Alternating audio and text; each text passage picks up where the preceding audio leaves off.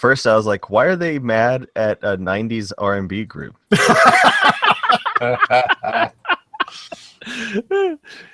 Are they the ones that sang Poison? Oh wait, no, that wasn't them. No, No, you're thinking of Boys to Men. Yeah. Saying Poison. Actually, I don't know what Sisters of with Voice's big hit was. I know Jade's song was "Don't Walk Away." That's just way too far back for me now. I'll have to look it up. What was it? We've got Google it, and just let you know we are live already. So we're just waiting for Paul. But how you doing, Glenn? Besides being angry at those SJWs. Oh man!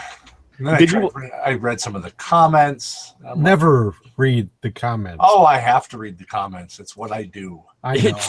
I'm glad you're there. I do it occasionally, and I regret it instantly. So I'm glad there's some of us that can brave that, make that dare happen. Yeah, it's. Yeah, we'll see. Paul said that he was going to join us. So yes. Here we go. The song was called "Weak." No, it's if you don't read the comments, you don't get to read great things like, "I don't have a problem with women. I just don't want them in any of my movies." Oh, I'm not sexist. I just think men are better at these roles. Okay. Oh, SWV song you're talking about. Right, it's got a little. It's got like a little mini movie at the beginning. Well, that was the thing with videos, especially after Michael Jackson showed you could do that. People did little movies of their music videos all the time. Late 80s into the 90s. Late 80s into the 90s. That was the thing, because MTV, when it used to play music videos, it just. So when is that going to show up on that the Beloit College thing, where you see this generation of children that are freshmen in college have never lived in a world where MTV played music videos? Because that's going to be soon, I think. It already, it's pretty much there now, I think. How you doing, Paul? Pretty good. How are you? Good. We're going to talk about lots of things. This is going to be a rather fluid and interesting conversation. So you'll have to, a little bit different structured, as in probably no structure. So no, but gonna have fun. I've been kind of excited. I've been building up to this, and so we're gonna just roll right into it. We've actually already kind of started, but glad you can make it. So. All right, so let's just do the intro thing, and we'll get rolling and see where this goes. So, yes, folks, another episode of the Spoiler Room. This one's a little different. We're getting topical. Yes, we're putting some topical ointment on the Spoiler Room this evening, as we're going to discuss, well, I guess the way you could say it, as I put it, is fans versus the creator versus studios. Who really owns a creative product? Who actually controls the shape of it, the direction that it takes? Age of the internet really has changed this over the years, but we've also had fan fiction, many different things. You've seen fan art out there based off of creative property from big studios, but who really owns those creative products, and who's allowed to actually do stuff with them? Well, tonight we're going to talk about it a little bit. Now, before we get started, I just want to say, yes, monetarily, legally, yes, okay, people who created copyright laws and that, but even there's some gray area. So we're just going to get that out of the way. We're talking about the creative product and the direction it goes itself, and this is all based off of Mr. Gonzorific himself, Andrew Shearer's suggestion on this for our 4th anniversary, and I liked the idea so much I decided we would do this tonight, and he is with us here in the Spoiler Room. Hello, Andrew.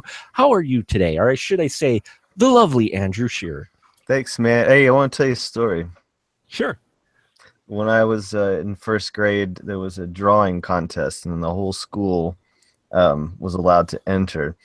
And I drew a picture, and it won. And the prize was an ice cream party for my entire class. Sweet. And I didn't want to go to the party. Really? Yeah, because they weren't my friends. I didn't really like anybody. And I distinctly remember the teacher like putting her hand on my back. I'm looking in the cafeteria and there's all these kids eating ice cream that I didn't like. And she was like, but you won. This was your, this happened because of you. And I'm like, no, I just want to go read a book. So in other words, yeah, I almost didn't come to this, but I'm glad I did. Oh, I'm sorry. No, it's okay. I'm glad you made it though. I'm glad you could be here. Yeah, no, it's because I like you guys and I didn't like them. So let's have some ice cream. Let's have some ice cream, yes. And next to Andrew is the BFD himself, Mr. Glenn Bittner, is in the spoiler room. Hello, Glenn. I want some fucking ice cream.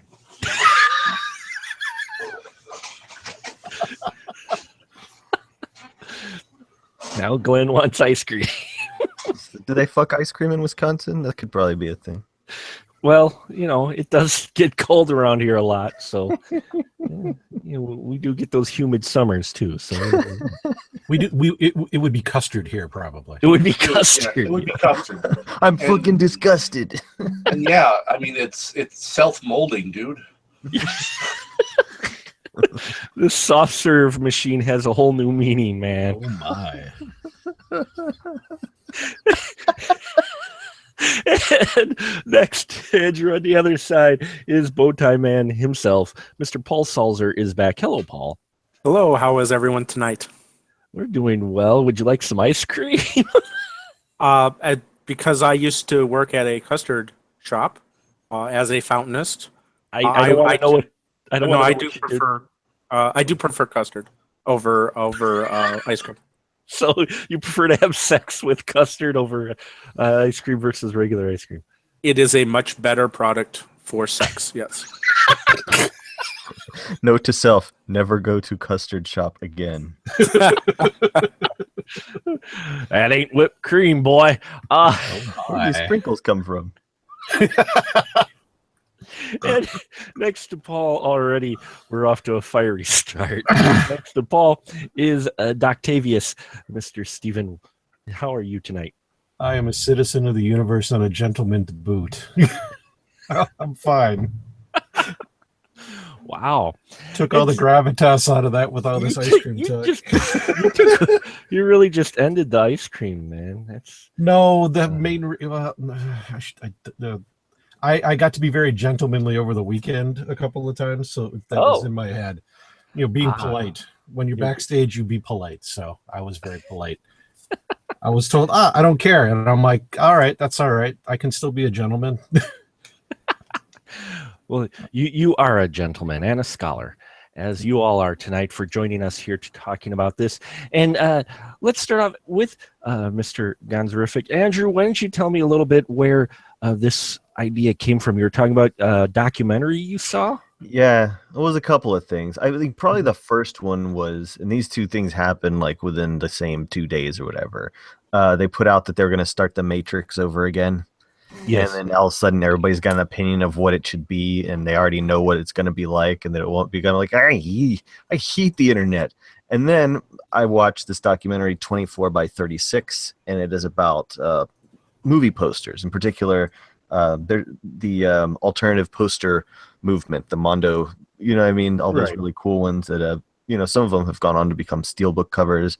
Well, it's a whole market and a big collector thing, and it's all spawned by fandom and some of these great artists in there.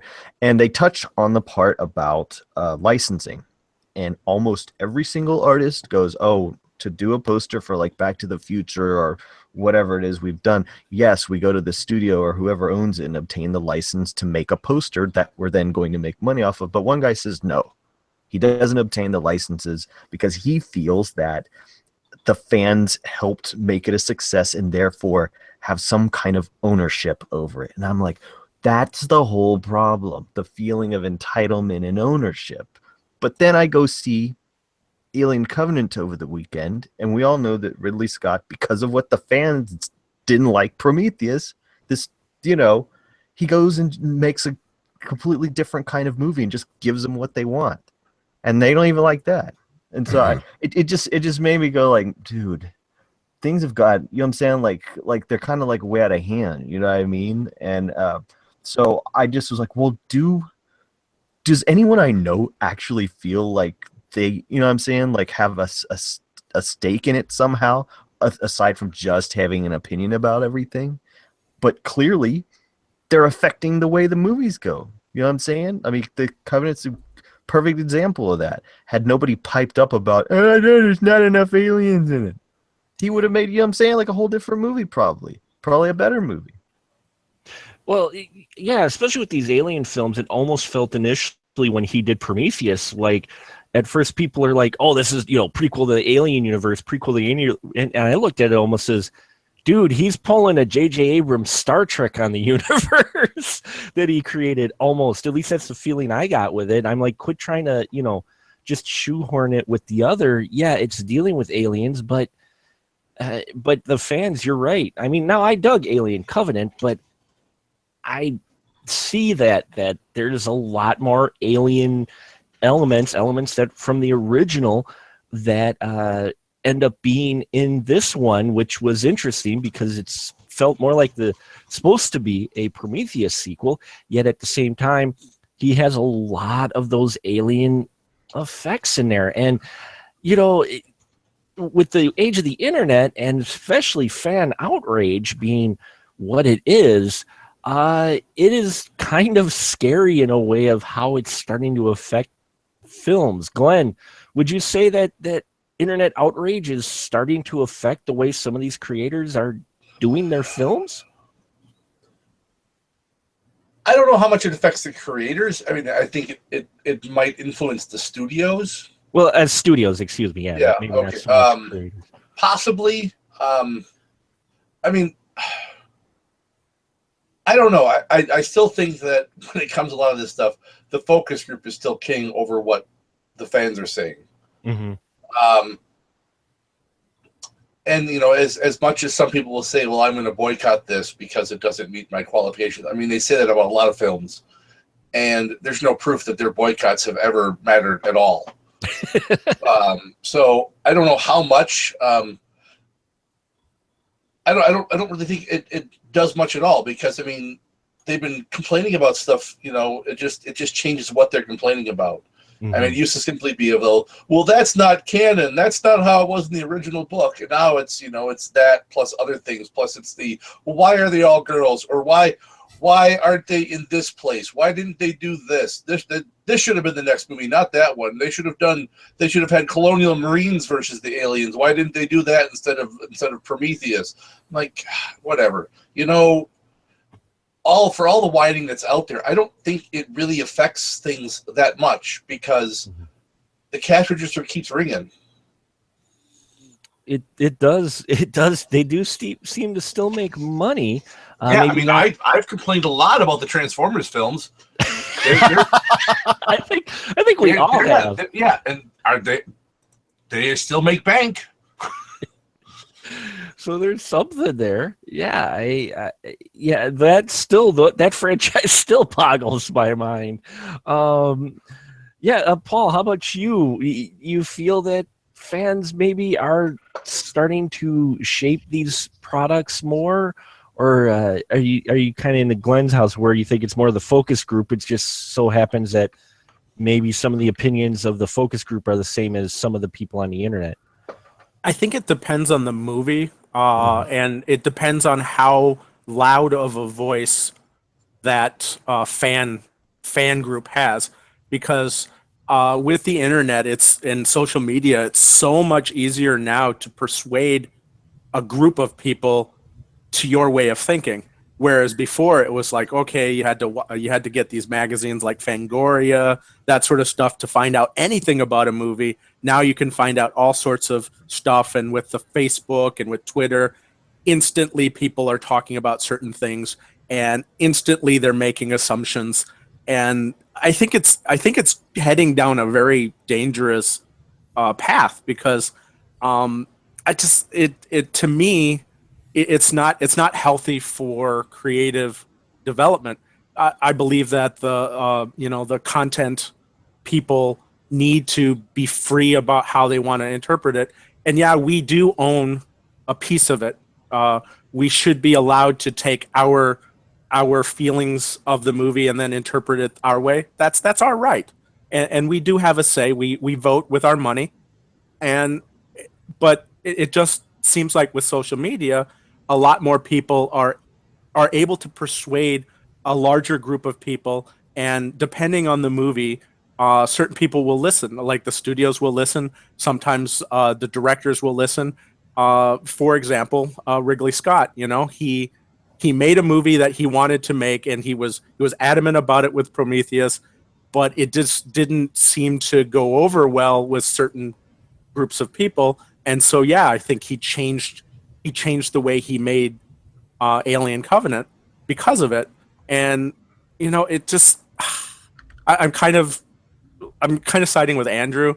With it would have been interesting to see if he was allowed to make the movie and go down the path that he was originally planning on taking. So yeah, it felt that way. And I've seen criticism like that where people go, oh, this is Ridley Scott's big FU to the fans. Other people are saying, oh, this is a piece of shit. Other people are praising it, thinking it's great that he's getting back to his alien roots. And I'm like, people, make up your mind. Holy crap. I just was entertained. I liked it.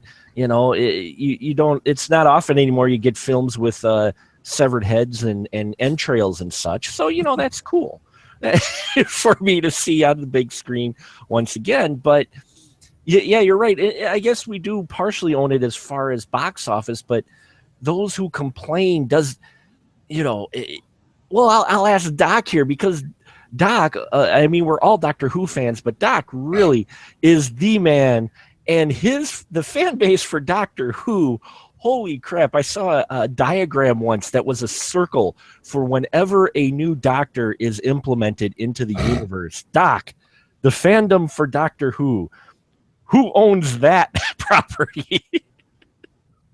I'll step back first before I answer that, if I can. Sure.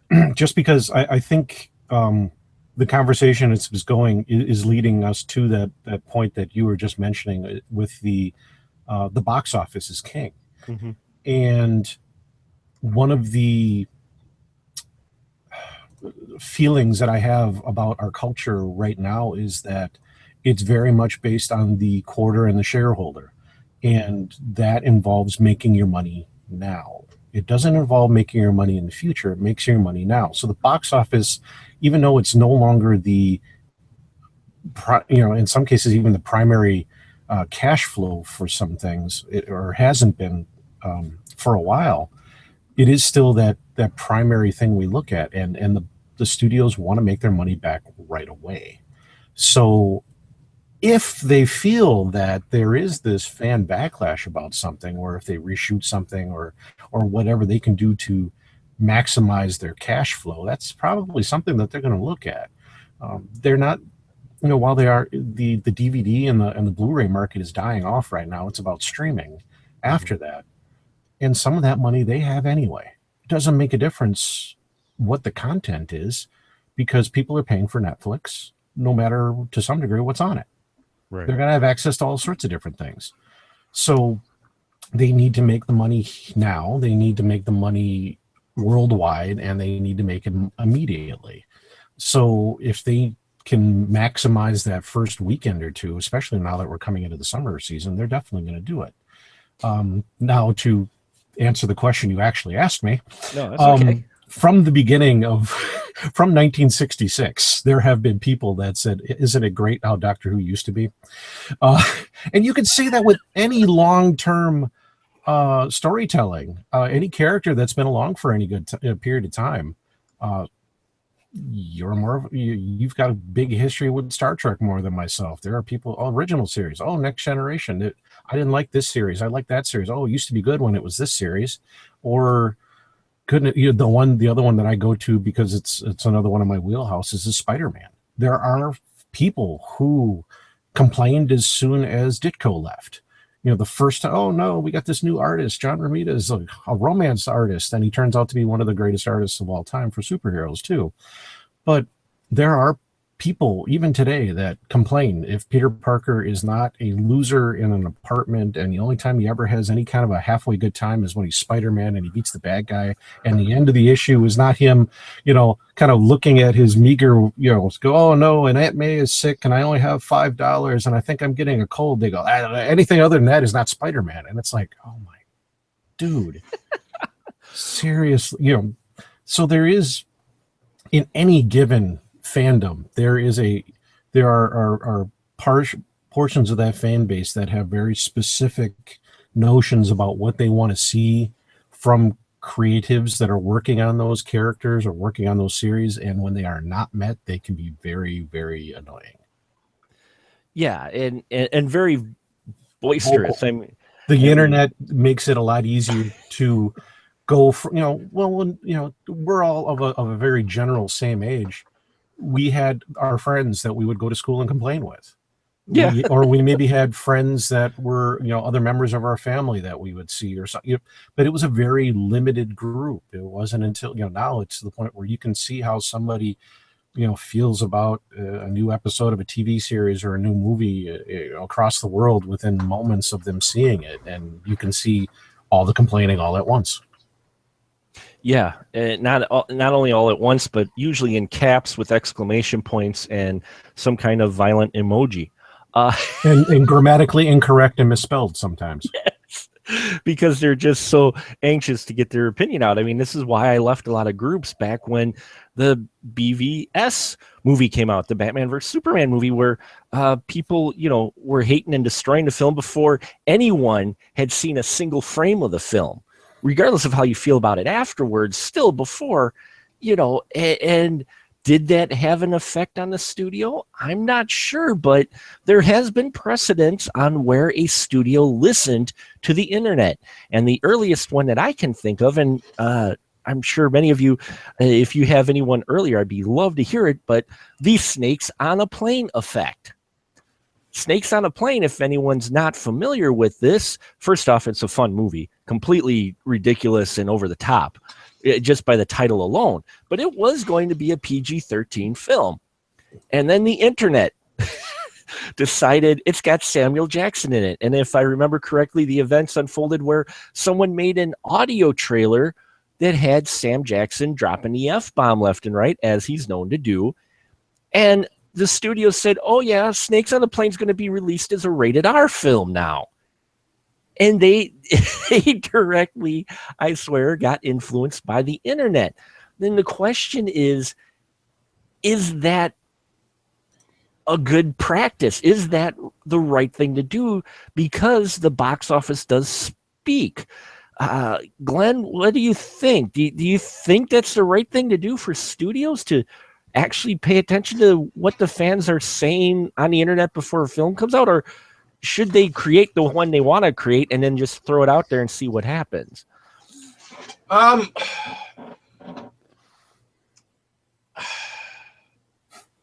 don't think the fans for these larger studio things, it's a tough one. Because the thing is, you're not going to get one unified voice for the most part from the fans. Mm-hmm. You're going to get, so which group do you pander to? Yep. Do you go with the ones who want, as we'll just use an example here with the current Star Wars movies, do you go with the people who want, before the last few Star Wars movies came, who wanted a more diverse cast? We want to see some women and some people of color in some roles. Do you go and pay attention to them? Or do you go with the guys who, the ones who are saying, no, you shouldn't change anything. This has always been, about these strong dudes, with the occasional chick in the background, so we go with them. Or do you go with people who, who say, hey, you should make it just like the prequels. My kids love those. Which group do you listen to? Mm-hmm. I think you should listen and then try to, if you can parse out where there's something that everyone is saying, then you might have something where everyone's saying, oh, this one thing didn't work the last time you made a movie. If every single group is saying that, the people who praise your movie, the people who bash your movie, and they all focus on one thing, sure, pay attention to that. But I think overall, the studios in general, I think, get too involved on their own. I think you should let these writers and directors create their art, and then see what happens with it. And it's the thing is that it's not that a movie can be profitable, because by Hollywood standards, no movie is profitable. Yeah. I mean, you have Harry Potter movies who apparently still haven't made money. Spinal Tap. Yeah, using Hollywood math. These things. I mean, Peter Jackson had to sue New Line for money they owed him. Yeah. Because part of his payment was, for part of the profits, and they did an audit of the first movie. And he's like, "Hey, you owe me like several $1 million. I want you to audit the other two." And they're like, "We gave you enough money." He goes, "I don't fuck that. We have a contract that says you're giving me this much." And I think you can see when the studio probably had a heavier hand and stuff. Mm-hmm. I mean, look at the difference between the first Avengers movie and the second one. Right. And tell me that the studio was not more hands-on with that second one, because that doesn't feel like a Joss Whedon film. No. So, I mean, and then it's listening to the fans. I mean, I'm sorry, fans in general. A lot of them are idiots.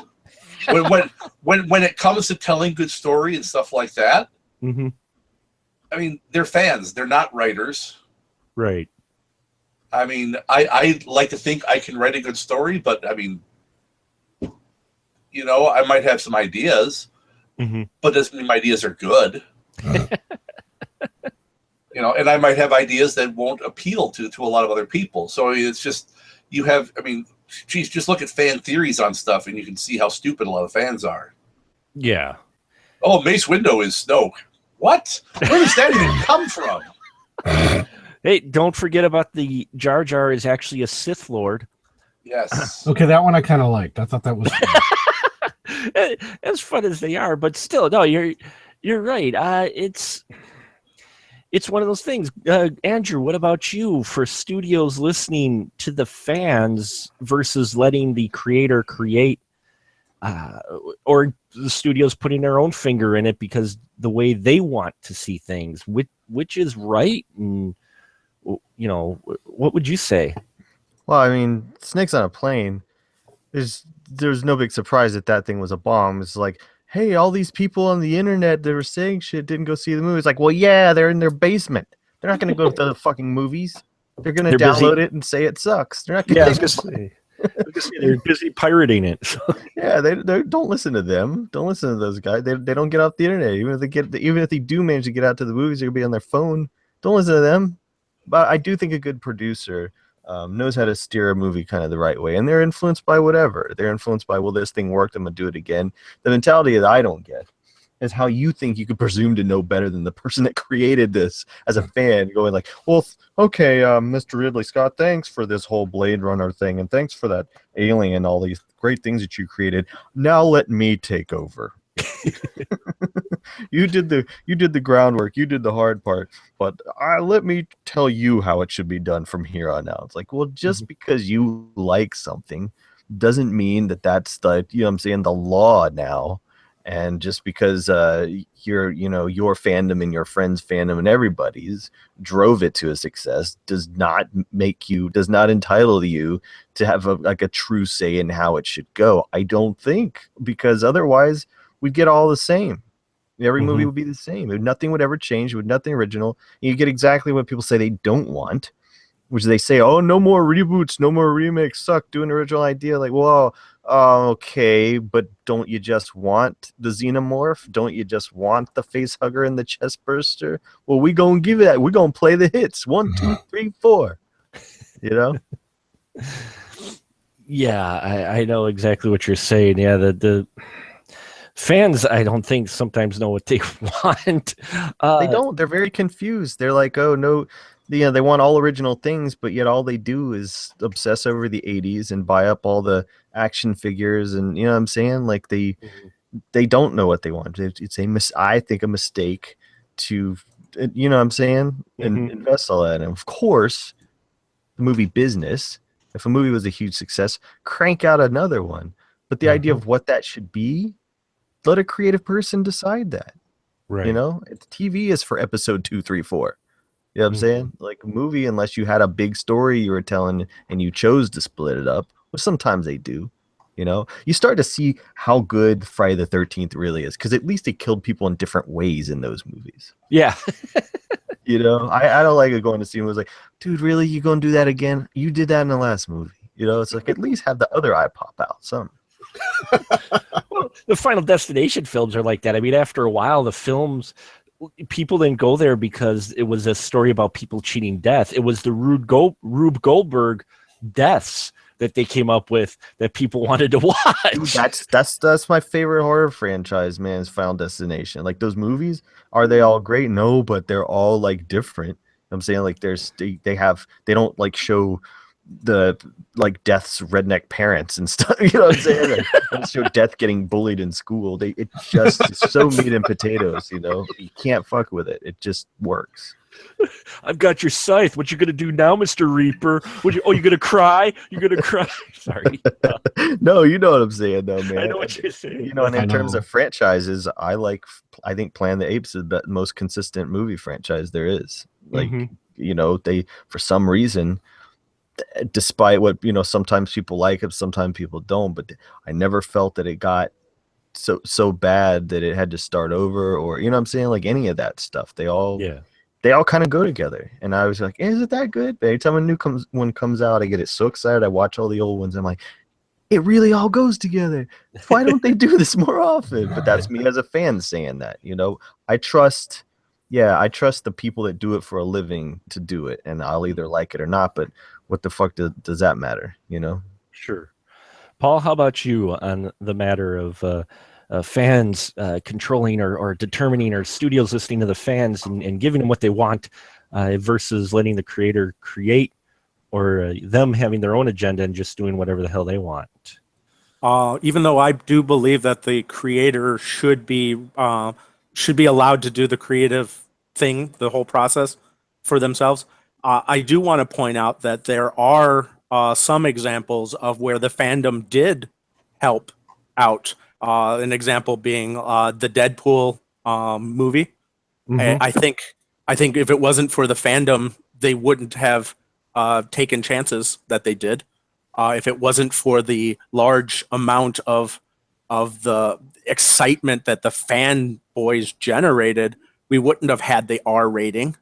And I think that carried over into Logan too. And both of those movies I thought were really great movies. And I think that if they would have went with the original plan, the more of the, the typical studio PG-13, because that's the formula. If they would have not listened to the fans there, I think we wouldn't have had a good enough product. And in that particular case, I think it did work out into the favor. And it also did allow the creators to be more creative, that it opened up avenues that weren't normally available to them. So in that particular case, it was pretty cool.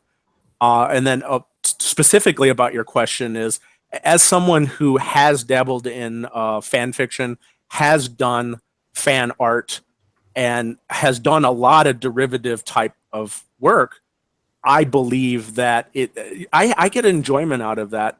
And I think that fans do, that they are allowed to do that.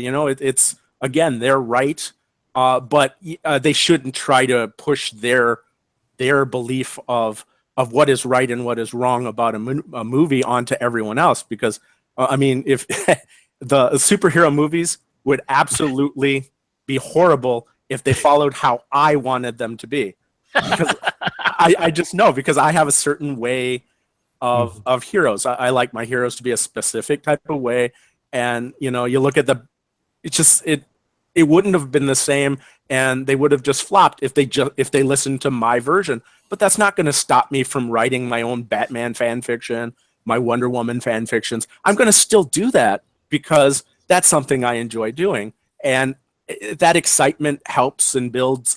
And when I kind of share that with other people, and they share in that excitement experience and build on it, we build a community. And I think that part of fandom and that part of influencing stories is a good thing. So But would you say, though, since you brought that up, and it kind of reverts back to what kind of sparked this idea with Andrew when he watched, was do you think you should be able to profit off of those things, you personally, for the things you created based off of these? Making the fan fiction is great, but do you think it's right to be able to sell it The and make money off it?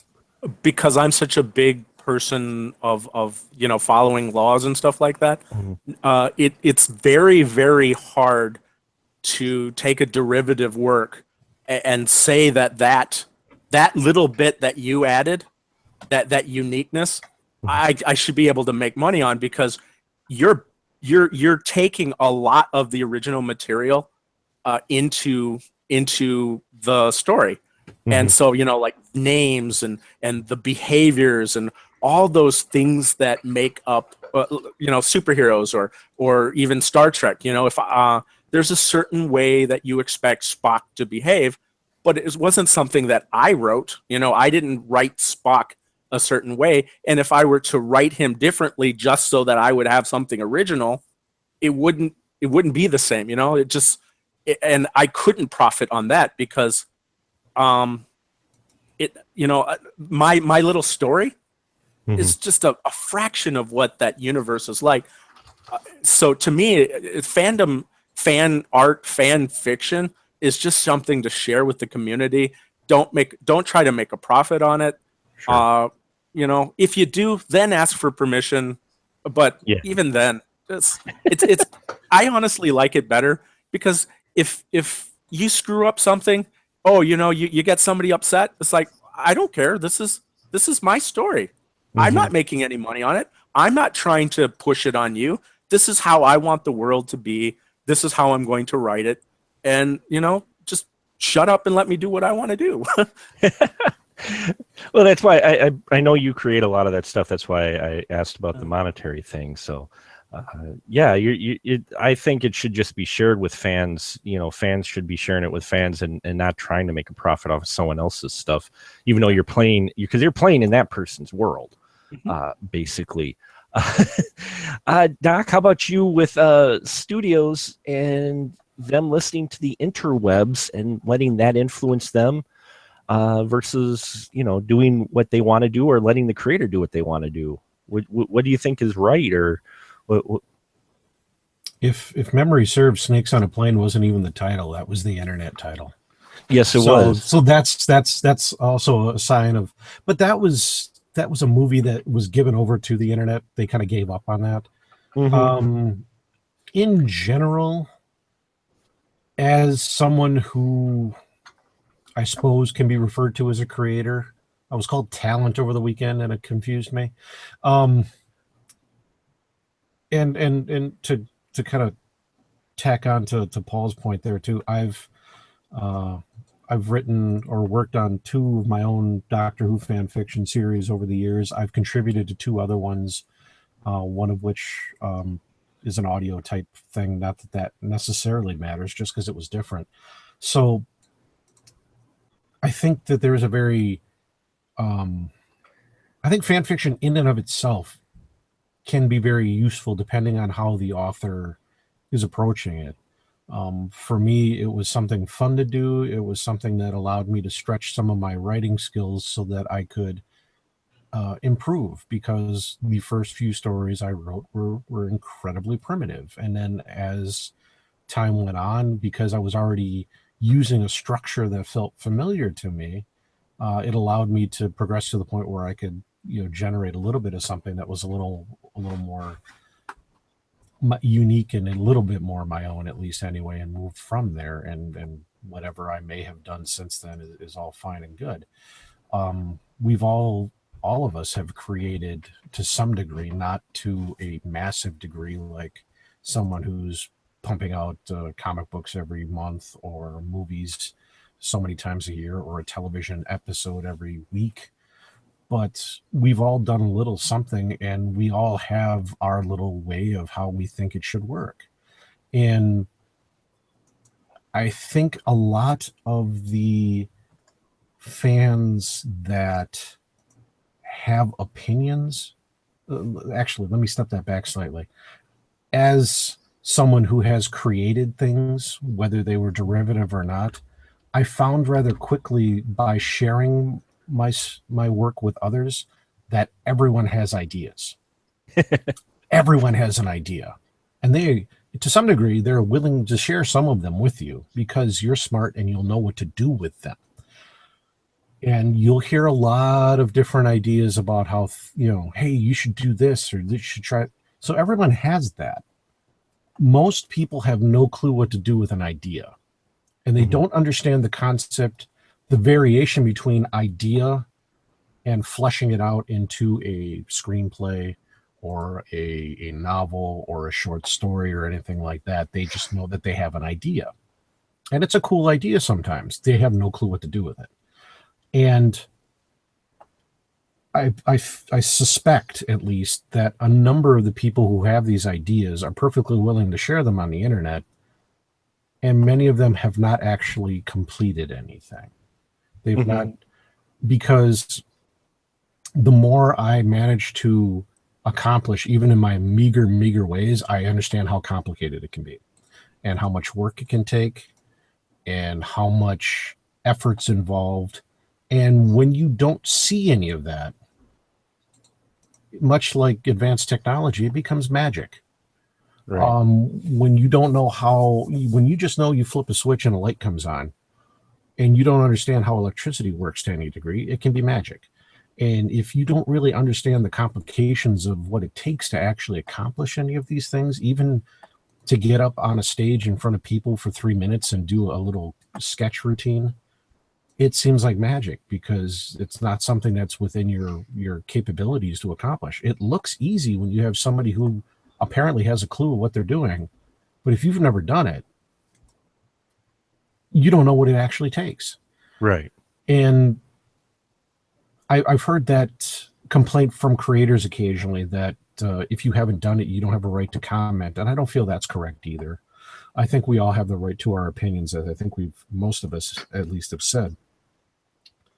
But there's a difference between expressing your opinion over something and demanding your opinion be right or be heard. And I think that's sometimes where some of these complications come in. I've heard, because I also have friends that complain that critics have ruined everything because they tell people how they're supposed to react to movies. Yep. Whether it's, BVS or Star Wars or, I've got a buddy who insists that people dislike the prequels because they were told to dislike the prequels. But like we've said about the Transformer films, these things made money. And clearly that shows that at least there's a certain segment of the audience that they sought to get that came and showed up and was there to spend their money. Whether or not they felt the movie was quality or not when they left is a whole different argument. They spent their money. And even if a critic goes, you know what, this movie's no good, or it's poor because of this, or it's ill-conceived in this way, it doesn't stop some of these things from making money. I don't think the impact of, even no offense to us talking about these things right now. No, our opinions here. I'm not expecting our opinions whatsoever to affect. But our opinion or the guy scribbling on an IO9 page or on his blog or whatever it might be, commenting hither or yon or in Reddit or whatever. A lot of, not that feedback's not important, but a lot of these things are just yelling into the wind and nobody hears them. And sometimes all it takes is, the only people that hear them or read them are the people who have no way of affecting it at all. And all it does is frustrate us because we go, oh, this guy is just talking out of his butt and he's just yelling and he hopefully he feels better having yelled, but chances are he doesn't. But at the end of the day, he still watched the movie. Whether he paid for it or not is important, but is less, to some degree, less relevant to some degree. I mean, that's how it should be. You should go and you should spend your hard-earned cash and you should walk out and go, I don't feel that movie was quality. We all have the right to go, if we're spending our money on, hey, if I'm going to pay money for dinner, I have the right to expect that my dinner is going to be cooked appropriately and it's not going to be spoiled food and it's going to be some effort involved or whatever at that. when it comes to entertainment, it's much more hit or miss. I mean, I could be in a bad mood and go see a movie and it doesn't cheer me up, and I go, is that a bad movie? It may not be a bad movie, it just may not have hit me right at that time. So Right. it's you can't demand, oh, this is an awful movie and we should go see this movie because I was in a bad mood and this movie didn't bring me out of my bad mood. But some people feel that way. They demand service, and it just Movie make bad go away. yeah. I wasn't completely satisfied with this, and boo on the studio for not including, such and such as alternative costume. No, it's Well, yeah. I mean, Spider-Man. You brought up Spider-Man earlier. That's a classic example. How many times have they rebooted? They're rebooting the character again, and yet fans are still complaining about that character. They just announced right after the release of Resident Evil 6 that they're rebooting it with another six movie series. Yeah. So if a studio feels there's money in something, they will continue to try and make money off of something. Whether that has very little to do with what you or I feel is if this is a good idea or not. Mhm. Because if I don't go, that's cool. Because I've made my decision that I go, I don't feel like spending my money on this. Maybe I'll see it later on cable, or somebody else I know will have it on disc. Mhm. But how many people this is stupid, blah, blah, blah. I'm going to not blah. But they still, I have to, they'll still watch a show that they hate, or they'll still buy a comic book that they hate, or they'll still go see a movie that they know they're going to hate. And then they come out and go, yeah, I hated it. Well, you still gave them your money. Yeah, they don't care. In the Now- end of the day, it's Now, whether dollar you signs. hated it or not means nothing because they got your however many dollars. Right. Well, and you brought up an excellent point, and we have at least two filmmakers in the spoiler room tonight, and you brought up an excellent point because, like Batman versus Superman, and they were talking about the reshoots that they were going to do because it wasn't dark enough or whatnot, or wasn't humorous enough. When I'll go to Andrew first. Andrew, there is, even with smaller films, there's a lot of pre-planning going on with a film before you shoot a single frame, isn't there? Yeah, but also you make the film several times. It's like when you plan it, it's one thing, you write it, but then when you're shooting it becomes something else. In the editing, it becomes something else entirely. And then when people see it, it's so a movie goes through many different kinds of evolution and all that. And again, a producer's job is to kind of know what way to kind of steer it. And as far as like the producers battling with the creative people, I mean, that's been a part of film forever, but ultimately, it's like the producers are the money people, so they're responsible if it doesn't make money. So they got to like make it into something that that is going to kind of do that, and I guess what was it, the Fantastic Four, that most recent one that famously there was all this different, you often hear of like the filmmaker would have done this, but then like I guess maybe Suicide Squad also, but at a certain point, I think when it comes to particularly like the superhero thing or any of that stuff where it's like this cinematic universe that everybody's so big on now, you're creating this idea of homogenizing it and make everything kind of fall in line and everything kind of be lockstep and everything related. So there can't be too much deviation stylistically, like in comics where you could have some weird ass writer or some weird ass artist come in and just do this whole crazy thing, and somebody reading it goes like, wow, I didn't really like that. Well, wait, it's gonna be different next time. You might not, was the beauty of it. But I think, I mean, Glenn, what do you think, man? It's like, do you think them like doing that whole shared universe thing is kind of like a blessing and a curse? One, it creates a lot of fandom because they know what to expect. But on the other hand, like, where's the artistry there? Where's the originality going to come in? I think it is a blessing and curse. I mean, I love epic stories. I mean, I love, as a guy who plays role-playing games and has written one, I love the whole world-building aspect, and I like knowing lots of stuff about the world. And you can only fit so much into a single 2 or 3 hour movie. And I love, getting more of that from that. But then, there's also it leads less and less. Well, part of it leads less and less to my imagination. And it also then it can easily grow stale.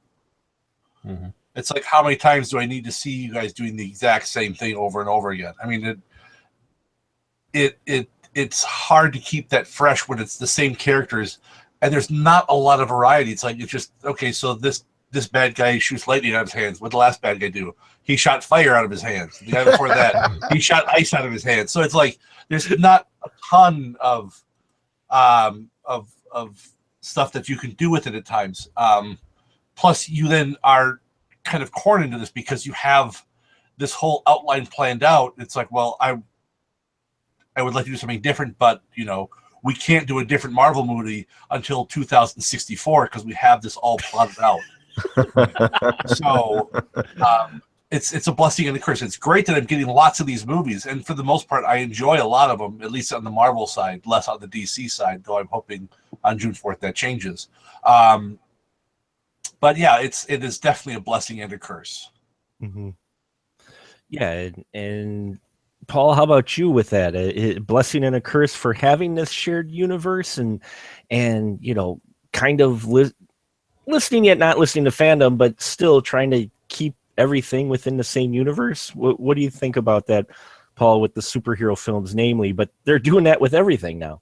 That's true. But with the superhero films specifically, the Marvel thing, I think there's still room for a little bit of wiggle room, interpretation, and presentation. I mean, take a look at Thor, the first Thor movie, which I enjoyed thoroughly because it had Kenneth Branagh's kind of a very Shakespearean type of thing.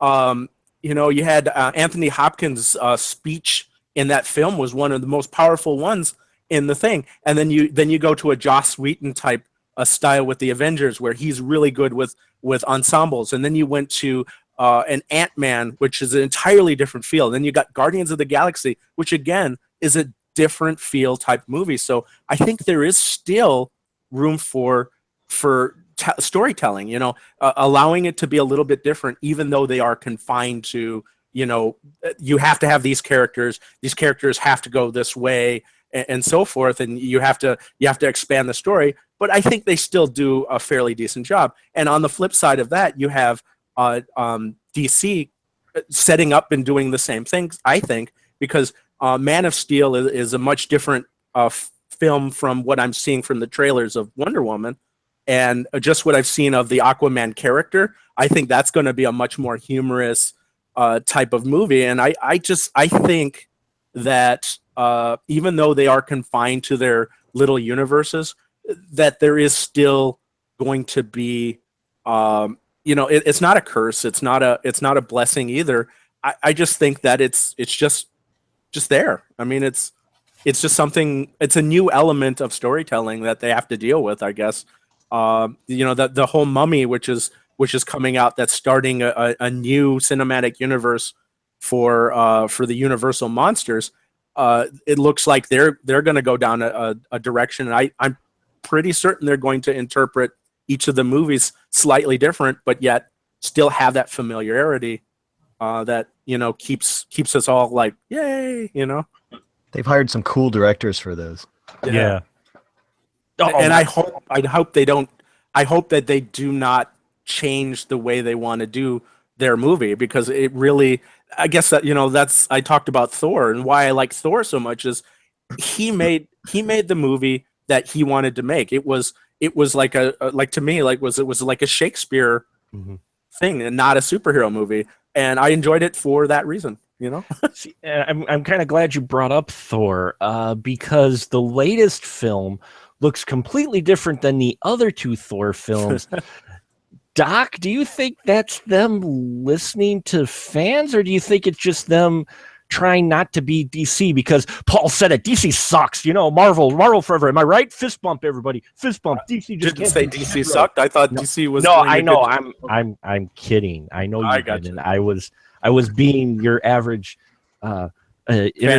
internet thread that you see on there. Oh, DC, they're replicating Marvel. I'm like, it's a superhero universe you're trying to build. There's not a whole lot of different ways you can approach it. But in any case,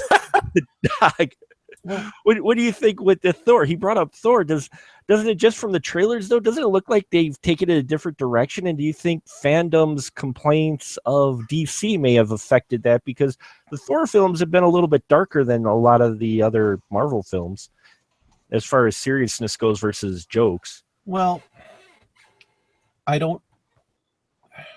think we overthink some of this stuff. Sure. And I wouldn't necessarily say that Thor Ragnarok is a reflection of how people are going and reacting to the DC films. That said, all we've seen is a trailer. I have no clue how the movie's going to play out at this point. It looks like it's going to be fun. And we made the joke, even when the trailer first hit, that it's the Thordians of the Galaxy. I think that was the line. The way they're promoting it anyway. Yeah. But how much of that is organic? How much of that is the story that they want to tell? And a lot of that we probably don't really know right now. Right. It's it might be, they're going, we're kind of going more cosmic with this, so we wanted to have that Guardians feel, so it feels like a cosmic story more so than just a Thor story, perhaps. Or it could just be that they went, this is the way we want this one to play out. Or hey, we've seen Chris Hemsworth now doing these little shorts as Thor, and he was in a comedy role in Ghostbusters. Let's use some of those skills.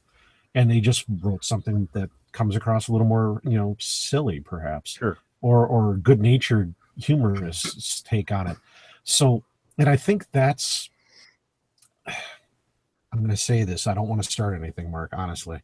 By all means, go ahead. I think I sometimes feel that's some of the reaction between the DC and the Marvel camps right now, is that the Marvel universe organically kind of fed for a while. I mean, there was a plan there, but it wasn't until some of those movies started to hit that they started to go, okay, this is what we can do now. DC is catching up, and I'm not saying this from a position of having seen these films. I have not. But sometimes the way people react to them, I get the vibe that they're feeling like DC's had 2 movies in their DCU, a third to come out, and they're trying to act like they've already got 7 movies out. Right. That's the vibe I get sometimes. And that's, I think, why people aren't reacting to them as positively, because it doesn't feel organic to them. But some of it might well be just, in some cases it's clearly just the way that the heroes are reacting, but right.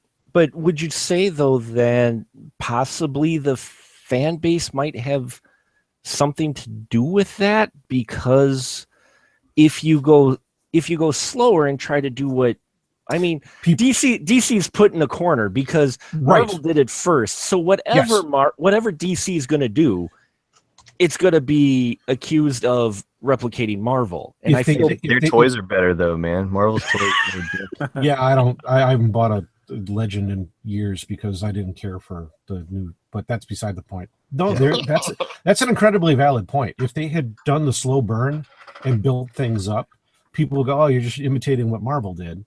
And if it worked, they could have said, who cares if we're imitating what Marvel did? We're not. We're just trying to do it the way we want to do it, but fine. Right. The fact, and they're rushing, by doing it differently.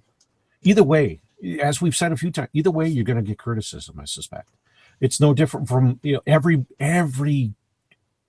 studio that's trying to do some sort of cinematic universe at this point is being accused of just following Marvel because Marvel made a boatload of money for Disney. Mm-hmm. So you get your Hasbro universes, you get your Universal Monsters universes, you get your DC universes, all those. Everybody is going, hey, can we get some of that money too? And everybody is second at the very best because you're not going to catch up with this one. Which a lot of people forget that Marvel and Troma did their universes first. So, Well, the Universal Monsters are probably, the ones from the 30s are probably the start of the first cinematic universe as we understand it. There might be one before that, but it's some of those films are probably silent and lost, and we just don't have them to reflect on. But at least as the way we understand a cinematic universe, it's the Universal Studios monsters from back in the day when you have Wolfman and when you have Lon Chaney fighting Glenn Strange as the Frankenstein monster, and that's, and then John Carradine, subbing in for Dracula. Boris Karloff is, got a cart and everything like that. So it's in a lot of ways, it's not a new idea by any stretch. This one just hit at the right time and clicked. And Right. everybody else now is going, ooh. And as we've said, if a studio makes money, everybody else is going to copy it, whether it's one movie or now a franchise, or, before it was you wanted a franchise. You wanted something that was going to run 3-4 movies because they knew that was safe. They could make a certain amount of money on it and it would pay off as an investment. And now we've umped that up to a whole universe. And part of the reason we can do this is because the technology changed. That has changed all storytelling, and that's not something that people really reflect on that much anymore. Mm-hmm. We now live in if you go back, because again, we're all the same age. I have friends that are in their late 50s. They can reflect back to when they were buying comic books, and you had to go to a newsstand, and you weren't guaranteed that if you got issue 70 of Amazing Spider-Man, that 71 would even show up in town. Right. You might not get the next issue you might not get would be 72 or 73. So they had to write the stories back then to fill you in on the issues you may not have read. Or if you go back to the newspapers, the adventure strips of the 30s and the 40s and into the 50s when they start to fade away. Your Steve Canyon or Terry of the Pirates or Little Abner or whatever. You had 3 panels a day. And the first panel was like catching you up on what happened yesterday, and you advance the story slightly and you give a cliffhanger. And that was every day. And then Sunday, because not everybody got the Sunday or the daily necessarily, would bring you up to speed on everything that happened and add a couple of panels. Now you get to a point where, hey, if you watch a TV, if you go, hey, I kind of like this TV show, you're going to go to Netflix and you're going to binge it all probably in a weekend. You're going to be able to go and watch all the movies you want to see. You can go find all the comic books. You can find all the books. They're not impossible to find. They're all there legally, or if not so legally, then you just find them because you do. You can tell a story differently now because you, instead of assuming the audience has not seen or read everything, you assume they have. Mm-hmm. And now people are pissed when the storyteller apparently hasn't read and remembered everything that has ever happened. Right. That's part of our problem too. Yeah, because you've got that references, so those who are devout fans can go back. Well, in issue 67, back in 1967 of the original print of Spider-Man here, he had this costume, and you tried to replicate in this movie, and you got it wrong. Wrong. It's like, yeah. Didn't you remember that this is what happened? I remember it. I must be a true fan. Dun, dun, dun. God. Oh, that's a whole nother discussion there, true fans versus woof. But going back though, that DC, is trying to play catch up. I don't think they need to, but anybody's going to be accused of replicating it. Paul, how about you with DC? You think part of the reason they're doing this is because of the fan base? Part of them trying to listen to the fan base going, we need a DC universe, and the other fan base going, you guys are taking too long? I honestly don't know. I think with DC, they pretty much have a much harder time than Marvel does, because if you look at what kind of Marvel is having troubles with, it's their iconic ones. You had the Fantastic Four, the Spider-Mans. They didn't, they struggled, even though they made money on those films. But their Marvel Cinematic Universe, they played with the Avengers, and at the time when the Avengers came out, Avengers weren't a really big deal. It was because of the movies that they now have become a big deal. Guardians of the Galaxy, they're kind of a lesser known group in Marvel. And so now let's come to DC, and DC is taking their iconic characters.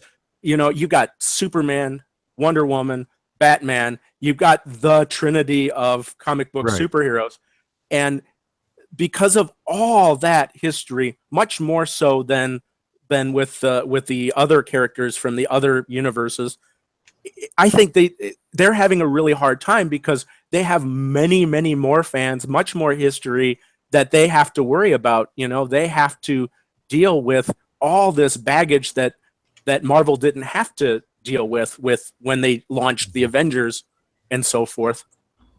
So it just, I think that's the problem that DC was having, because it's just because of that. They've had they have to deal with the fandom a much greater, history of fandom for those characters, because you really don't want to screw up those characters. So they should have probably did Green Arrow as a movie versus a TV series. Well, but look at that. Those characters are becoming are very popular, because and it's maybe that's what they should have done. They should have done that. the TV DC universe seems to have grown more palatably, regardless of some of the changes they've made to the characters, than the DC cinematic universe. I think mainly is money involved there as well. People paying tickets versus, just seeing it on broadcast TV. But but if you're going to do a Superman, which Superman do you want to do? You want to do George Reeves? Do you want to do the one from the serial? Do you want to do the Fleischer cartoons? Do you want to do Super Friends? And all the different versions of the comic. Do you want to do Lois and Clark? You've got all these other cinematic-esque Supermen to deal with. Iron Man was brand new for the movies. Right. We'd never seen him on TV. Or he had a cartoon in the 60s and one in the 90s. That was it. He had nothing else for the average non-comic book reading person to reference. He was a blank slate. Wonder Woman's got Linda Carter. Right. Which Batman do you want? Good grief. Which Batman do you want? Well, Flash even had a TV show before as well. Right. Yeah. But do you want to do the crappy, outer space late 50s Batman when they had no clue what to do with the character? Do you want Adam West, who saved that character from being canceled? That even though we go, oh no, we don't want Adam West. No, Adam West, if it wasn't for that TV show, that book would have been canceled. But then all the people that loved Adam West and the campy Batman of that time, why weren't they defending Joel Schumacher for bringing back that campy Batman? Some of them did. I semi-seriously argue that Adam West is the only Batman that ever moved on. He's the only true Batman because he's the only one that actually went, yep, my parents died. I don't do this because of that. I do this because it's the right thing to do. Right. Everybody else is like, it's so dark because my parents died. Whatever. Since Frank Miller, Batman has been mired in that mindset that he has to be incredibly dark. He's no longer a detective very much anymore, especially cinematically. He's not a detective. Right. So you could argue that no Batman movie since Adam West has ever shown any detective skills. Who's the real Pure West. That's all. Tim the Burton, animated cartoon though too. I'm sorry, I'm jumping forward to June. Yeah, it's okay. Tim Burton did show at least a little bit of Detective Batman, and yes, the animated series I thought is still one of the best animated series ever. Yes, I'm sorry. Yes, that's arguably a truer Batman in many ways. That is a truer Batman. But Andrew, would you say DCU's problem then is the baggage, the history of these characters cinematically, and also in media versus the Marvel's ones, which weren't as prevalent?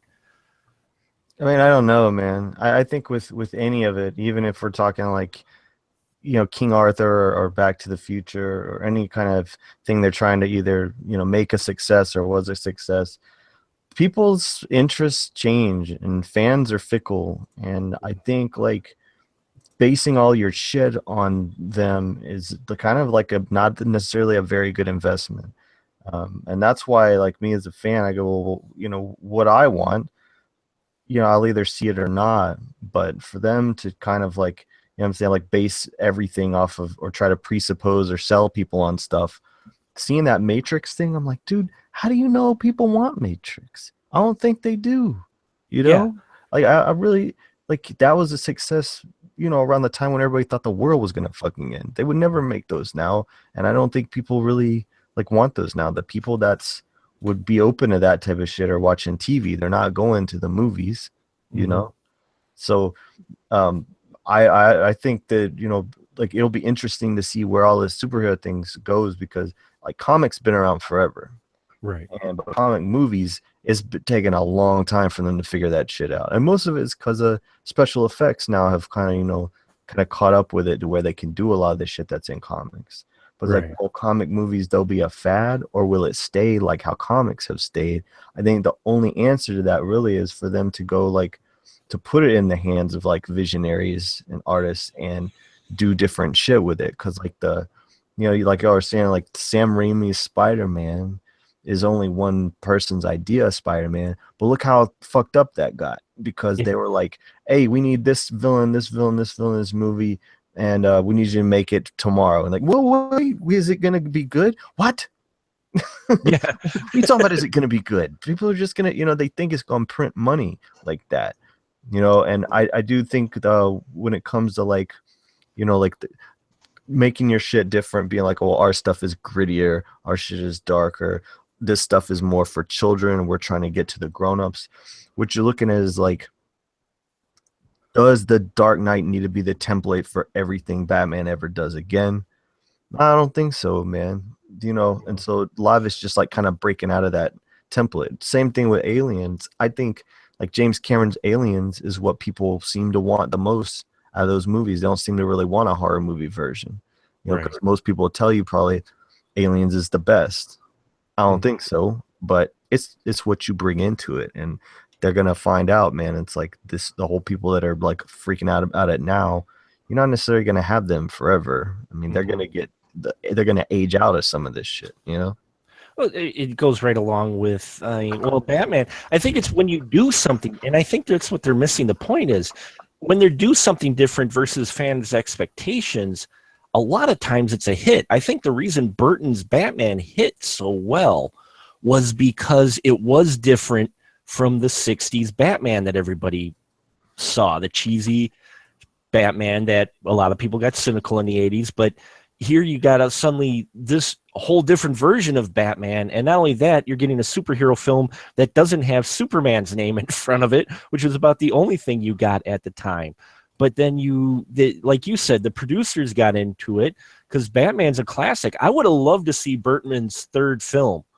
When I heard about all the stuff that he wanted to do with the Batman third film and make it even darker than Batman Returns, which was the complaint of the producers, we're making it too dark, because there were a lot of cool things he wanted to do with it, but the studio didn't have confidence. They didn't think that's what the fans wanted. Oh, no, we got to make it lighter. We just got to put as many villains into it, just like with Spider-Man 3. Yeah, Spider-Man 3 there's a great story in there with Sandman, but then you add all the other freaking villains in there, and then it gets muddled, and then it gets be a mess, and then it's just many. I think really like bringing in somebody that had established reputation outside of that genre, like Tim Burton, was a good idea. In the case of Alien, I probably, instead of seeing Covenant, would have liked to have seen the Neil Blomkamp that he was thinking about doing. That would have been neat. And so what's going to attract me to it, because I hate to say this an hour into our discussion or whatever, but I mostly don't give a fuck about superhero movies. Mostly. I just don't. Sure. But I do, just as a member of the media and as a film fan, I like to see, the interesting kind of different things they would do with it. And I will go see a movie like, I was like, Guardians of the Galaxy by James Gunn. I know James Gunn. This might be crazy, But what I don't want is to go in and see him. I was like, oh man, I can't tell this great director that I like, Kenneth Branagh. Maybe it's like I can't see Kenneth Branagh in this movie. I hope they just let him do what they're gonna do, and not rely on that fan, like we say, man. Because the fans they're fickle. They're not gonna stay. They'll turn on you. Don't listen to them can be good or a bad thing. I still would always defer to the creators, because I thought everybody's going to bring up Star Wars more than they did, and so I'm glad about that, because that's a whole that could be a rabbit hole, just like comic movies. But like you go like, all right, George Lucas, man, he did this one thing, but let's see what somebody else would do with it.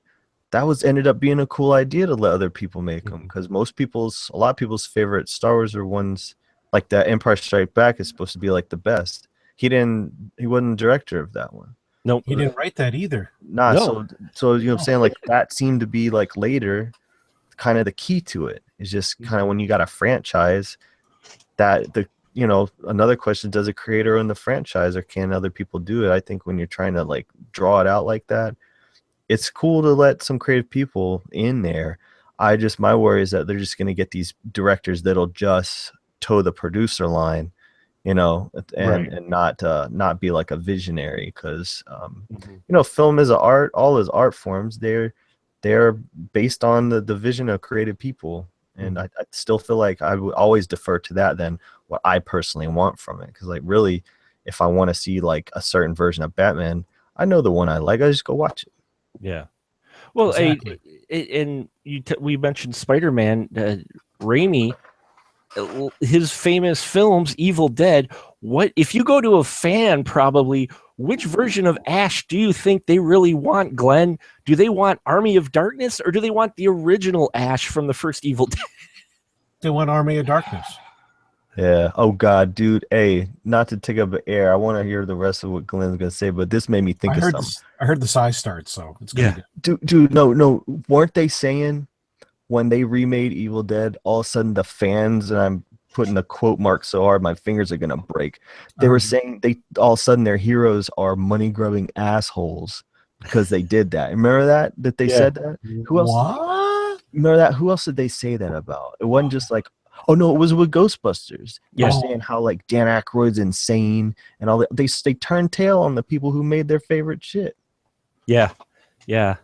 Oh, yeah, well, they were saying that they were all paid off to say good things about the movie because it was actually shit, and they just got lots of money, and they had, in order to keep the money, they have to say good things. Yeah, so let's listen to what the fans say. Is that like Because Bill Murray is at home worrying about when his next paycheck is going to come.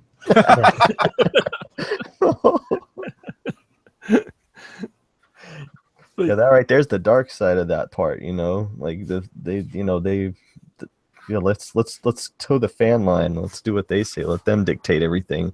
But oh wait, they'll hate you like in a second. True.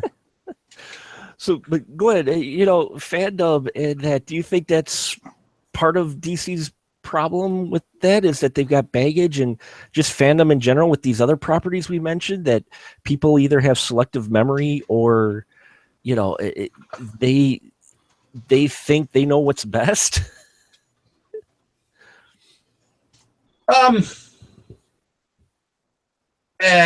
Nobody knows what's best. Mm-hmm. Father knows best. Yeah, but knows as far as the DCU, what we were talking about originally was with the DCU having so much baggage and the fact that they're trying to rush it. Are they doing that, you think, because of the fan pressure? I don't think so. Mm-hmm. I don't think it's because of fan pressure. No, I don't know. It's hard to say at times. I mean, I don't know really. Mm-hmm. I think it'll make for a good book someday. Sure, it'll make for a great book that people will bitch about like that. Actually, I want a book written by Glenn that's just nothing but would be a title of a movie or something, and then however long the sigh is on the page. I think I would pay money for that. Yeah, the good thing to remember is, man, we aren't the target audience. Motherfuckers our age, they don't care about Also you. true. You know, they'll sell you a Blu-ray special edition or a box set, but they're not trying to sell you and me movies no more. No. So to complain about that is they're ridiculous. Like, oh yeah, let's see what this 40-year-old guy on the internet thinks about this shit. It's like, yeah, fuck you. Nah, man, he's paying, starting saving up money for his knee replacement. He ain't going to the movies. Yeah, that was the argument I made when the new Ghostbusters came out. He's always goes, they ruined my childhood and they stole this. I was like, this movie isn't made for you, dickhead. No, they don't make movies for 45-year-old dudes. We're about 10 years out of that demographic now. They're grasping onto everything, man. You know what movies they make for 45-year-old guys? Pornos. That's the demographic that we are now, that we're sought after. We're the ones, Is that why they're making like the 60s Batman porn and stuff like that? Yeah, exactly. but we change as we get older too. The stuff we're into changes, man. Yeah. We're not gonna necessarily man, that's something I would have ran out to see when I was 14, but I'm not into that shit no more. Or some movies I used to watch like once a month and shit, or like all the time. Music I used to like a lot. I just don't even, it just eventually I'm just not into it anymore. It just we change. So I would like I would like to see movies kind of be cognizant of that a little bit, and just Except for kinda like- Blackula. well, Blackula Yeah. is You always Blackula's want Blackula. immortal. Yeah. He doesn't die. He's always going to be black and good.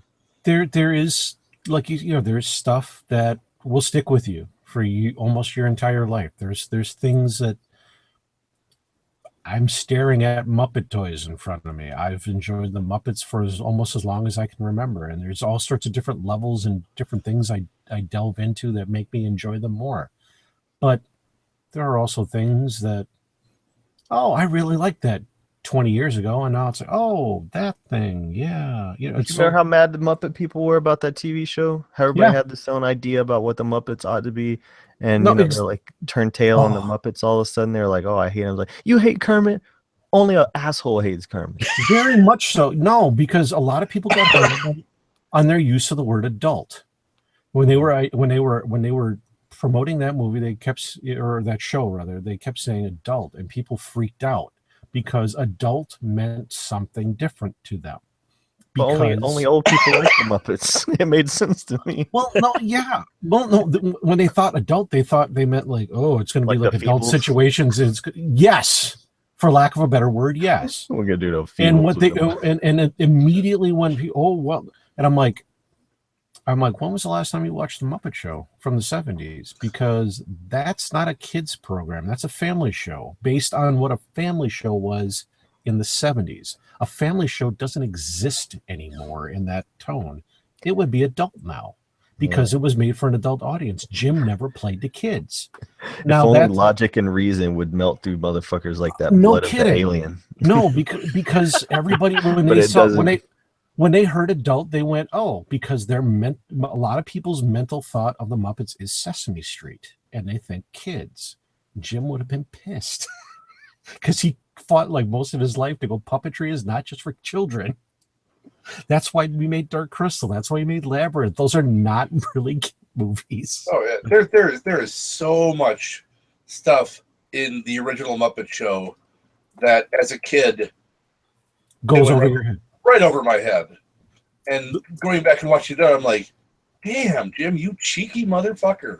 The one that I always, the easiest one that I always jump to is the Raquel Welch episode. Because if you've not seen that one recently, try and find it. I don't remember if it's on one of the discs or not. It is. But I can't remember which season, but it is on disc. Well, it's one of the first three then, but she's wearing, like most of the episodes, she's wearing like this thing that's cut down to her navel. There's a lot of cleavage on display. And there's a point where she's singing with Fozzie. And as an adult, I watched that where she kind of gives him this little hug. And I'm like, Frank Oz's hand is so happy right now. And I'm like, as a kid, I just went, oh, this is nice because she likes Fozzie and Fozzie is nice. And this is cool. Yay. Everybody's happy now. And now it's just like, all I can think of is, wow, those are some big places for Frank Oz's hand to be. They're just a bunch of hippies under there anyway. Yeah, no, they were like, that's cool, whatever. Frank Oz is, I'm sure, a gentleman at that point, but he's like, probably had to go, I'm not watching, it was tingles, and I'm sure. Because Raquel Welch, even now, is a very attractive woman. So, it was good times, I'm sure. They had a good times. But yeah, it's not just all kid jokes. It never was. So, but people remember things the way they remember things because the memory cheats, and the memory blurs things together, and you forget things. And I've suffered from that myself just recently when we did our episode last week on Critters 3. Mm-hmm. We're just over the last few years, of previously watching it. I'm like, watching it again for the show, I'm like, I thought I enjoyed this a lot more than I did before. Mm-hmm. I caught a lot more things, and there's other things from our childhood too that I think, as I've mentioned on this episode, on this show before, and as my son coined it, and I think it's a really great summary.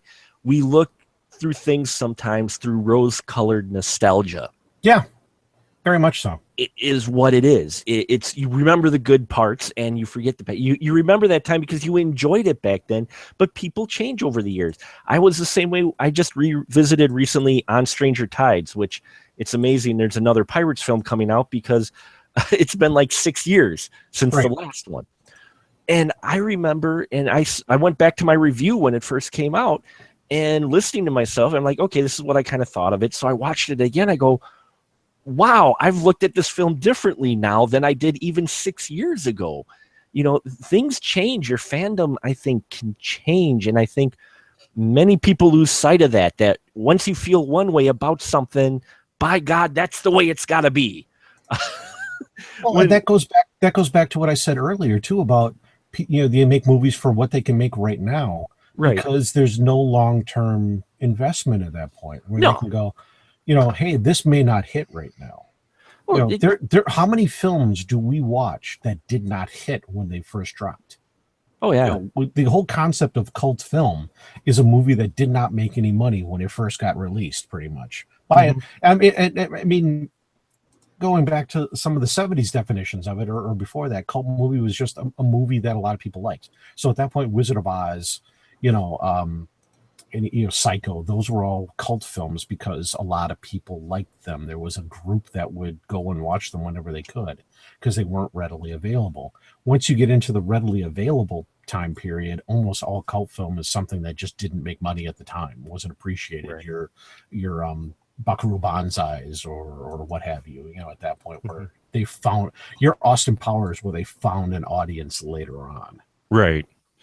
And you know, I fully admit, when I was younger, I was very more animate about changes they made, and you know, especially with the Batman Forever and Batman and Robin are two prime examples for me. Very animate about those. Haven't visited those for years. Look forward to revisiting them. But I think we forget too, these are fictional things. Right, Paul? These are fictional things. I mean, when it comes down to the very end with fandom, it is fictional stuff. And even though you've set this, nothing says it actually has to be that. And do you think maybe that's part of the core of the problem, Paul, is that, you know, this is fictional stuff that has been created, and who says you can't do something different? That's a tough one for me because I live in the worlds that, like, that's partly why I write fan fiction and do fan art, is because I enjoy living in the universe that was created.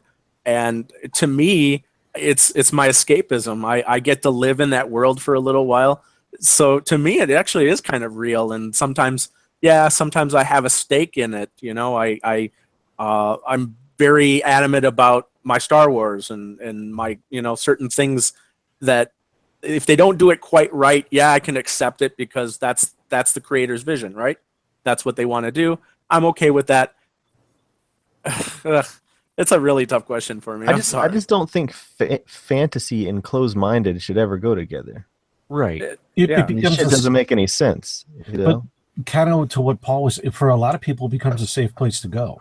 Yeah. So you have a lot of, I like to joke that I know my people sometimes, and a lot of geeks have that issue where they're looking for somewhere safe to be. They were bullied or whatever it was that, you know, that we experienced on some level as a kid, and they go because they understand this world.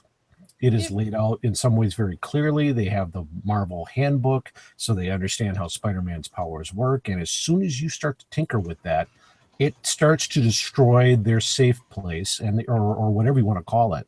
The one place that made sense to them, because real life doesn't always. Real life isn't fair. Real life, but in that other place, Spider-Man can always win, and it's good.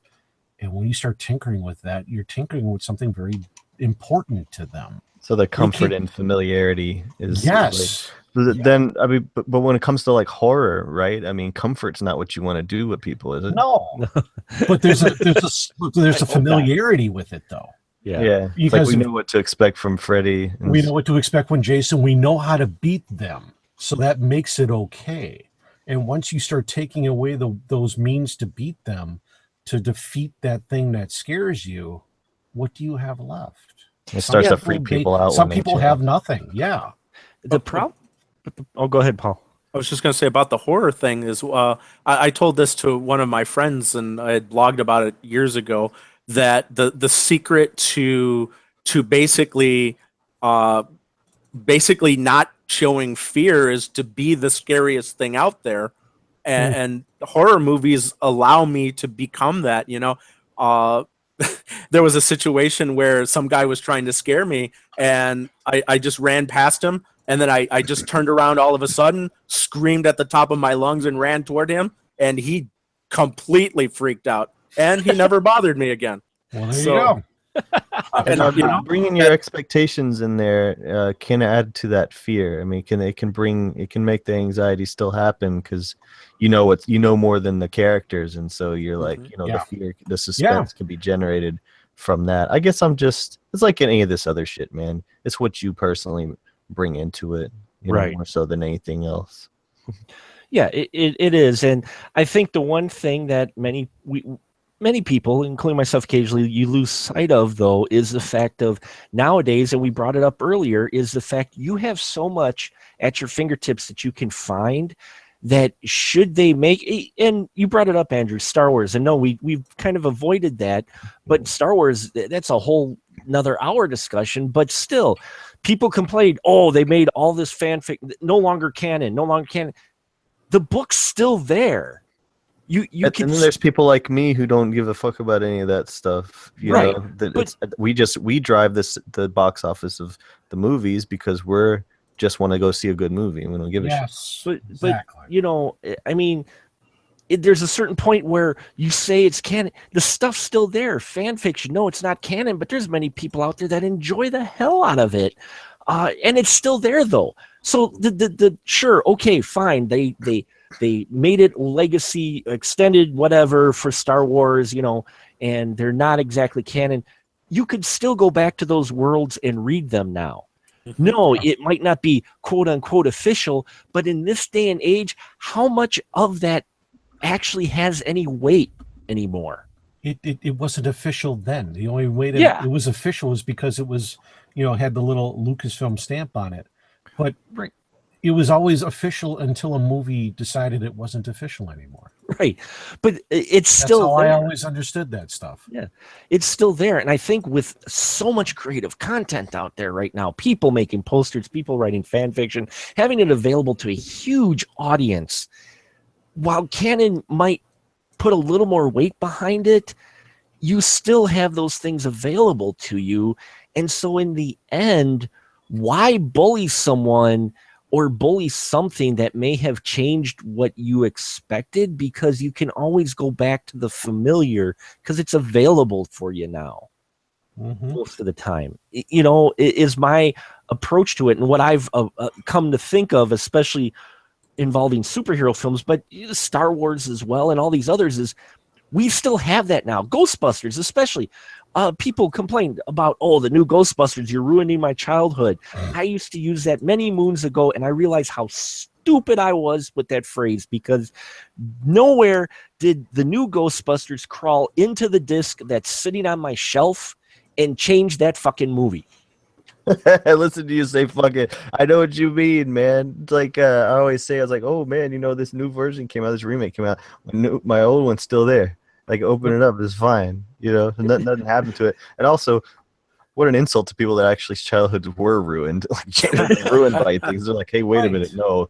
And also, if all it takes is a movie to ruin your childhood, shit wasn't that good. Truth. I mean, in Star Wars too, and even Star Trek now. I posted that article. People talk about social justice warriors. They feel the need to put these female characters. They're ruining this. I'm like, it's a fictional thing, and if you really want some material like that, there's plenty of other stuff out there you can go and visit and enjoy and read and stay within your world that is more familiar to what you're looking for. They're trying something new. Regardless of their motivation behind it, you have to take what they're presenting, and until you see more of it, try not to sit there and already, Now, Mark, where are you going to find white male heroes? I have no idea. There's so with few the shortage that we have. I mean, I know. They are putting female heroes in things because there are more female geeks than there have ever actually been, probably in the history of what we know. Well, and they buy more movie tickets too, right? Damn right. In all honesty, I would argue even that fan base has always been there for the female genre. Right. It's just that now we're in a day and age now where they feel more comfortable showing that joy, that love for a product, for a creative material property. They're feeling more comfortable now. I would argue there were just as probably many females before as there are now into these things. It's just they were afraid to, because you even see it now. The backlash and the whatever of a massive group of individuals who think a certain way, just like with the films in general, and what started kind of this whole evening, and we'll wrap it up here, but they've got a set way. Oh, this is the way it has to be. Times change. People change, materials change. They should change. If things don't change, they get stagnant, and you lose creativity and opportunity. And I'm all for a larger fan base. And yes, there are more female characters in these things. But as Doc, you said, they've recognized now there is an audience that will relate, and more importantly to Hollywood, pay money to go out and see or go out and buy the product. And yeah, I mean, people just need to take a step back, I think, and just look at it and go, yeah, times change, and I might not like that this is no longer canon, but I can still pick this up off my shelf, watch it, read it, whatever, listen to it, and it's still there. It hasn't changed. I read at one point that the Young Justice cartoon was canceled because girls didn't buy toys. And I went, that's the stupidest thing I've ever heard. If there's some executive at Warner Brothers that thinks that guy needs to get fired now. He's so behind the times. Andrew, I know so many gals that buy toys. And Andrew, you've posted on, you have a young one, a daughter, and you give great perspective on it, because I raised boys, so I didn't, how difficult it is for you to find figures for some of these female characters that are in geek, quote unquote, product. Hey, I'll say this, man, as Guardians of the Galaxy, one of the most gigantic hit movies of the fucking year, right? Everybody loves it. Men and women alike, young and old, went to see that movie and loved it. When it comes to the toys, you go to the store, they have every single one but the female character. She's online order only. Well, that was part of the problem with Rey at first, too, for Force Awakens. They said, oh, no, it was to try and hide the secret or something like that. And it's like they just didn't understand, I think, the demand for that figure. Nah, and I've been in the store, and I've seen like a little boys over looking at the Barbies and seen their moms go like, no. Go over here and look at a Ninja Turtle. The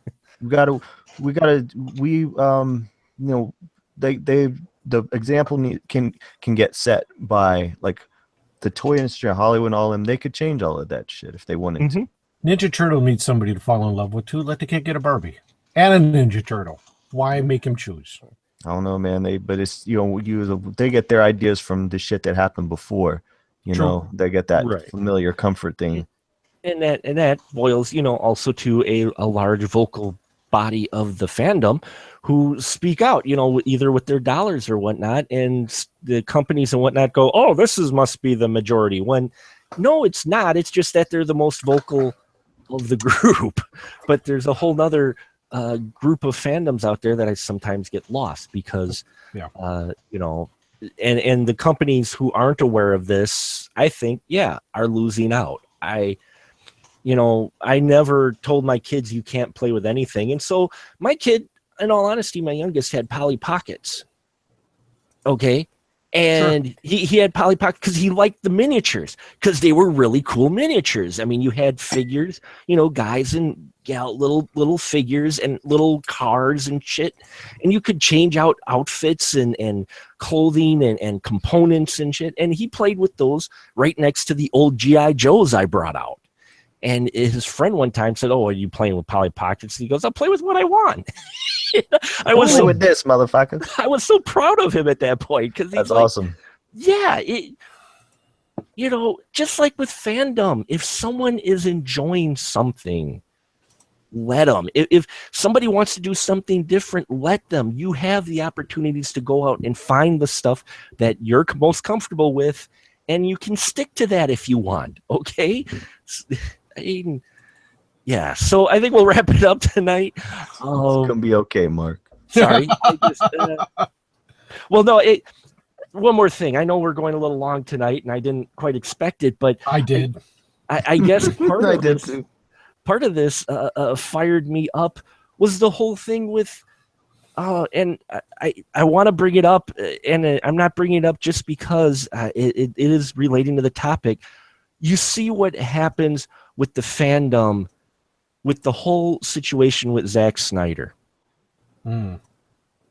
And I feel horrible for his family for what they're going through. But the comments that you've seen, that I've saw, I'm sitting here going, this is supposed to be the geek community. This is supposed to be the tolerant community. Glenn, have you seen some of the comments that they made since Zach stepped away? Oh my God. I don't normally advocate the wholesale slaughter of people. No, yes, I do. I Yeah, was going to say. there's a difference between wanting someone else to make a movie and rejoicing in the fact that someone is off a movie because of probably, because of the worst thing that can happen to a parent. Right. I mean, I can't think of anything. I mean, I'm not a parent, but I can't imagine there's anything worse for a parent than to lose a child.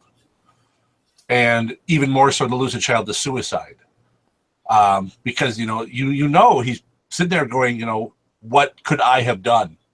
Mm-hmm. As and that's terrible. And to say anything other than absolutely, man, take care of your family. Right. The movie can exist outside of all of that. You don't need to worry about that. You've got more important shit to deal with. Deal with what you need to deal with. Yeah, the people who are like, yeah, finally we can get a good movie. I'm like, fuck you. I was even fuck you to the people that were like, regardless of what I think of his films, this is horrible. Like, what the fuck does the movie got to do with it right now, man? Have a heart, would you? Don't say shit. Yeah. Say you're sorry. Say this sucks. But don't. Oh man, but a lot of that's just the internet for you, man. Well, I know, and that's what we've kind of leaned to for this whole conversation is some of the problem with the fandom is the internet and that technology out there. Paul, have you seen some of those comments? I have not actually. Your Facebook post about it was the first time that I had heard about it. Well, honestly, yeah. Well, if you don't mind, Mm-hmm. I have a couple here. Okay. Oh, sweet Jesus. Sorry, I'm afraid.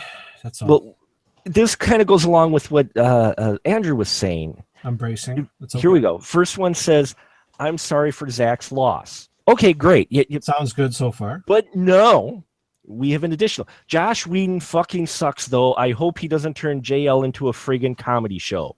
Wow. But someone's dead. But an awful thing has happened. Here's another one. He's literally just been pushed out of the DCEU. Read between the lines, you idiots. Whoa. Yeah.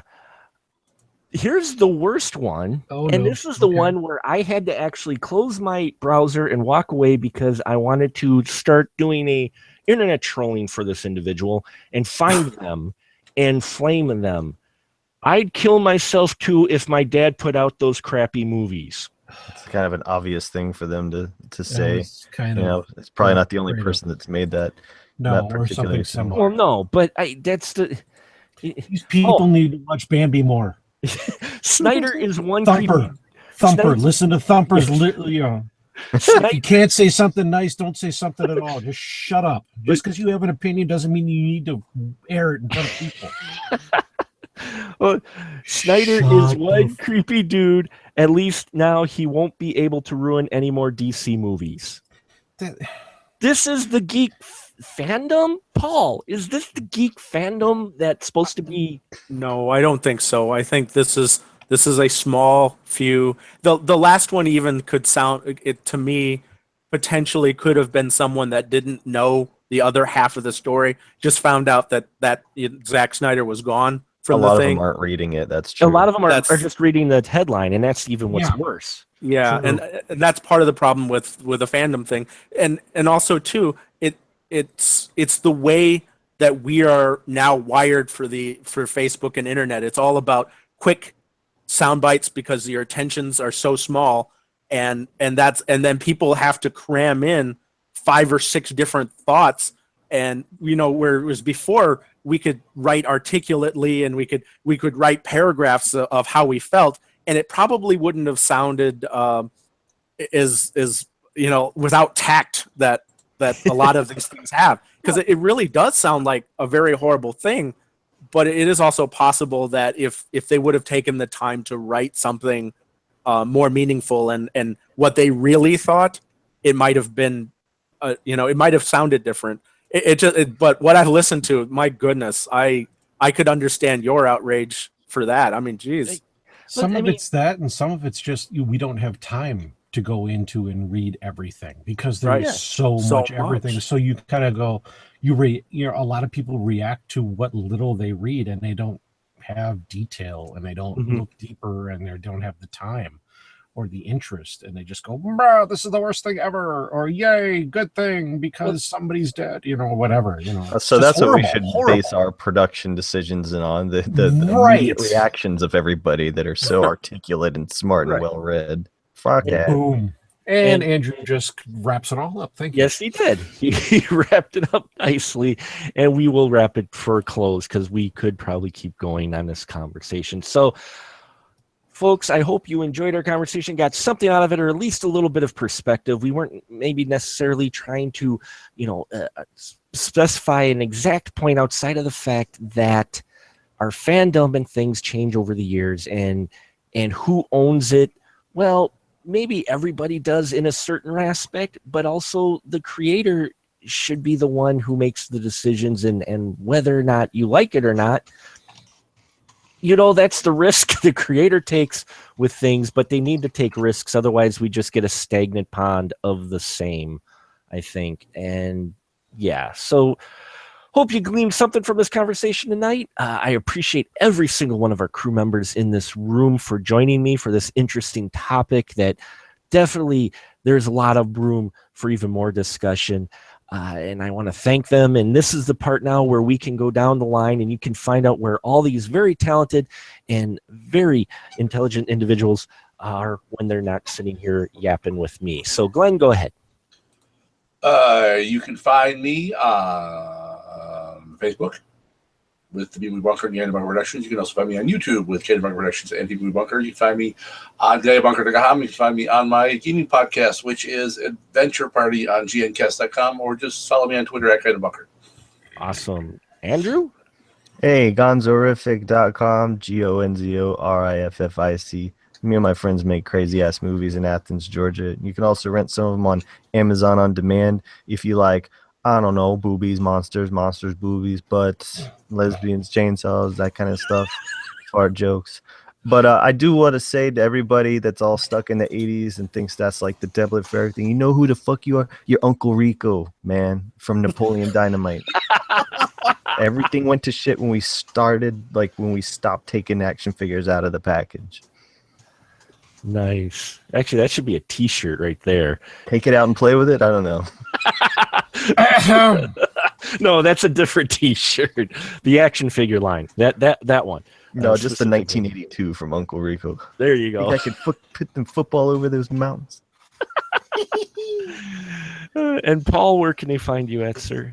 For podcasts and reviews by me, you can check out ForsakenFilmReviews.com, as well as the Astro Radio Z Network. And you can also learn about the Northeast Wisconsin Horror Film Festival at New Horror Fest. That's newhorrorfest.com.